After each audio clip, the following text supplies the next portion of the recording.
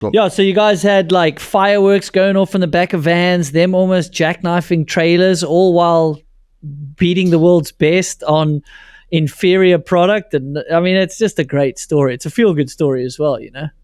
And the cool thing too, after that squall race, is if you don't remember or not who lives in Lake Tahoe, that's Sean Palmer. And so after that squall race, we get invited to Palmer's house for the after party. And the stories from that after party at Palmer's house in 99, he had like a pit bike track around his whole house. It was kind of like on the side of a hill with cool jumps and berms. And he had Z50s. So before like the CRF and XR50s, he had Z50s. And there's like every World Cup downhill guy, probably minus Nico Vulliot there, riding these Z50s all around Palmer's house. And Palmer was friends with like McGrath and Emig and Rhino. So he had all of their old motocross helmets. So he was trying to be safe and make everyone wear a helmet. But everyone's wearing like Jeff Emig's old showy VFX Supercross helmet and Ryan Hughes' old helmet. And then by the end of the night, that just turned into a rowdy party with everything in the middle of Palmer's garage, all the Z50s, all of Palmer's Specialized, his road bikes, his cross-country bikes. And I just remember Troy Lee and Scott Sharples in the middle of this whole thing. And they had like bags of flour or something, and are just spraying bags of flour everywhere with beer and liquids. It was just out of control. So probably one of the most legendary parties I'd ever seen, which was right after that Squall World Cup, which was pretty cool. Is that when it was? Because I've heard about this party, right? And I've seen some of the pictures, and everyone's still, I mean, you're speaking about it 25 years later.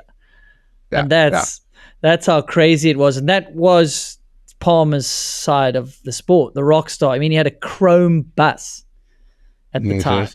Like, it was really cool. I mean, that's, like I said, that we all looked up to him, and me as a kid, and, you know, asking for his jersey here at home. And it's just those little things that just, I guess, they are your inspiration to go and make it a career. Is seeing these guys larger than life. Totally. And he was cool personally too, you know, like we got to know him a little bit just because now we're like racing and we're kind of in there. And he invited us to his house for that party after that. And that was kind of his swan song too. Now, because 99, he didn't race anymore after 99. So that was really the only big race that was in his backyard in Squaw Valley. He didn't live far away. So looking back on it now, I think that big party was kind of like, hey, he didn't know if he was going to race anymore because he didn't want to race for cheap. And salaries at that time were actually starting to dwindle just a little bit. If you want to talk about industry stuff in the late 90s. Yeah, sure. Those big mid-90s salaries of the Tomacs and the Missy Giovis were kind of, they were going away. Like Missy rode for real cheap the next year, I think, on Foes. And Palmer like didn't get offered a deal of much, if anything, from Specialized because I think they lost some Mountain Dew money. And Palmer was done after 99, you know? So if you think about it, there was only 4 years of Sean Palmer in the sport, 1 year on Intense, 3 years on Specialized, and then he was done. So that party at his house after the Squaw Valley World Cup in 99, looking back on it, almost kind of fitting, right? Go out with the bang if you would. Yeah, and he won that Big Bear National that year, and he went on the podium. The World Cup. Podium with, the World Cup, the podium with the gold suit. And like he burst onto the scene, I feel like it was 96 when he got second in Cairns. Like that's kind of a Kovarik to Nico thing as well. It's like, who is this guy? Flat pedals, moto gear. And then you've got Kovarik, like the Aussie version. Like, who is this kid? Flat pedals. Just like, dude, I'll never forget. Like, I got to know Palmer a little bit after that when he sort of came back and he was going to race a little bit and he was helping the Intense team a bit. And he was really nice to me. Like, I think maybe because I knew PD a bit. So there was that. And he hadn't done a lot of riding or training. And we were talking at the national race in Matt Thompson and those guys put it in, is it Sol Vista? I forget. Anyway. That private place. Yep. Dude, I'll never forget. He's sitting there with John Dawson at SRAM. And I'm like, and Palmer, you got the legs? You know, there's a bit of a pedaling section here at altitude, like just banter. And he's like, dude, doesn't matter. I'm older. I haven't trained. I want it more than these kids. And that was, you know, his attitude, that sort of self-outwardly confidence and backing himself. And inside his Fox jerseys, I don't know if you know this. Inside the Fox jersey, if you flip the collar, apparently had a few different versions. And mine, I think, said, I am the best. So the inside of the collar, he had Fox put that on there. And that was kind of probably his mantra and his self-talk, his positive self-talk. So isn't that cool? He did it where no one could see it. I like exactly. that. Yeah, exactly. It's for patches, him, right? Yeah, yeah. People like butt patches. He put it on the inside of the collar. I've framed it now, but it's that. And I asked him about it. He had a few different ones that maybe not many people knew about, but he did. Yeah, love it. Yeah, love it. Yeah, that's super really cool. That's really cool. Yeah, what a bummer! Like we didn't get to see Palmer for longer. Like if he'd got contracts, like I might have overlapped with him in 03. Totally. Like if he went out in 99 he only raced for 4 years, right? Yeah, and he was just like 4 years. Yeah, he just met his stride. How's that for a mic drop? Like, dude, you're not going to pay me what I'm worth, and he is worth that and more. Yes, we're still talking about him. He's like my dream podcast guest, right? And just to hang out with. And he only raced for 4 years. Fucking 4 nuts. Years. Yeah, it is crazy. Versus, a lot of the industry go for a lot longer. Yeah. Guys seem like they're going a little bit longer nowadays too, right? It seems, I think just with health in general, knowledge of your health of your body, your mental health, your physical health, your spiritual health, all that stuff. Guys are going well into their 30s. And I know Palmer started, I think he was like 28, 29 just when he started anyways.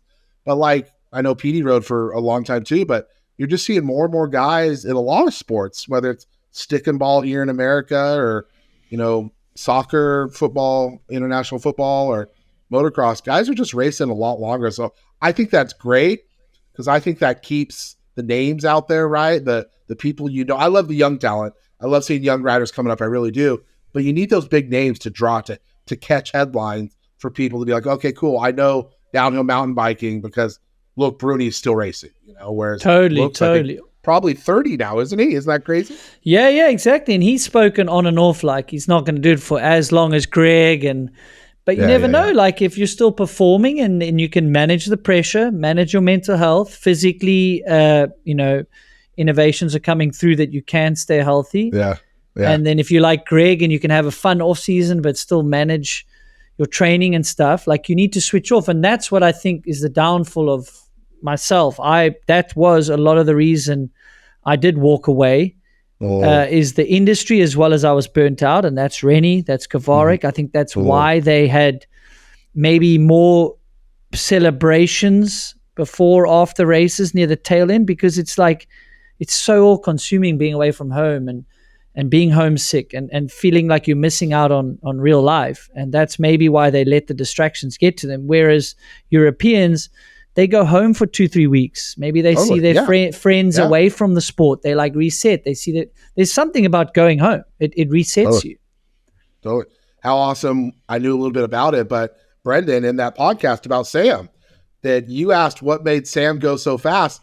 And it's totally true. I was having conversations with Sam at that time. He was over being on the road. He wanted to be home and, he's kind of a quiet homebody guy anyways, but I never put that together that the reason he went so fast was he was kind of degaff, as they say, don't give a F, that, hey, I'm going to go fast. And if I do win, that's great. If I crash and get injured and go home, then whatever, But yeah, Sam, I remember Sam was super homesick on that stuff too. So it's a lot. It's a lot. Do you know what's funny? You just pointed out Greg. Greg was racing at these World Cups in 99. Oh, yeah. He 2000 in Vail, he got third. And crashed into the finish barriers and broke his finger or hand afterwards. 25 years ago. Dude, I chatted to him today. I keep saying, like, so should I come to Worlds? Is it your last one? So if you're not there next year, and then he, like, doesn't say that he's not going to not be there. And I'm like, really? What are we talking about here? You're retiring, right? Like, but hey, man, if you can, dude, if you've still got the motivation and you're dealing with the pressure well, like they say, there's not many NFL players that walk away. They get forced out or no contract because, dude, it's infectious. It's got to fuel. It fuels the ego, dude. Everyone's shouting your name and kissing your ass. And like Palmer said, like there's no better feeling in the world than standing on top of a podium, seeing that you beat everyone. Yeah, it's like a rock star being on stage, right? They say it's addicting, and they've tried every whatever in the world, same as being on a podium. Like Yeah, it's pretty cool. No, it is cool, and it's racing's easy. Like for those Aussies, once it started ticking, like you might crash, and then get a flat tire the next race. But if your speed's there, you're like, dude, it's all good. Let's get to the next race. I'm probably going to be on the podium again. Like prize money, celebrations. Well, no real groupies in mountain biking, but the other stuff's rockstar life.